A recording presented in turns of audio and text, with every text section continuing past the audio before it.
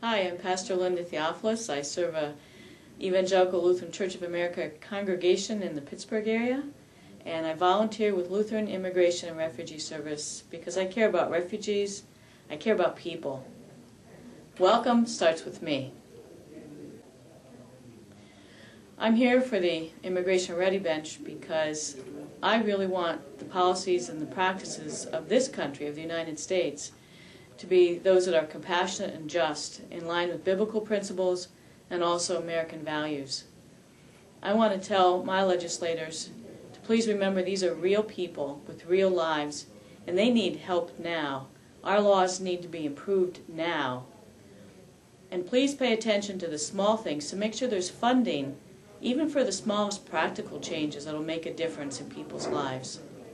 I'm especially concerned about children and asylum seekers who are held in detention, and about families that are separated because our immigration laws are so rigid and don't allow people to be together, either to come to the United States or people who have to be deported, even though the immigration judge would really like to let them stay. When I started advocating and volunteering with Lutheran Immigration and Refugee Service, I was told the story of a young woman who fled Africa. She and her mother, I think her sisters, had been rounded up, and they saw some things that they should not have seen. And those who had power, who took them away, actually allowed her to return home, but her family was concerned about her, and they felt she was in danger there. So they cobbled their money together, and they found some way to have documents that would allow her to leave the country.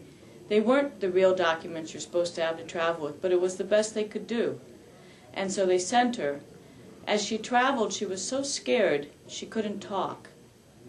I remember traveling as a teenager and not knowing the language and feeling intimidated and therefore reluctant to talk to strangers. So I could really identify with her fear.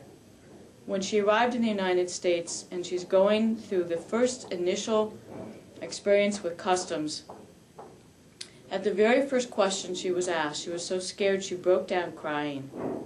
She ended up in immigration detention. She didn't know what was going on. All she could do was cry. I don't want that to happen to anybody else ever again.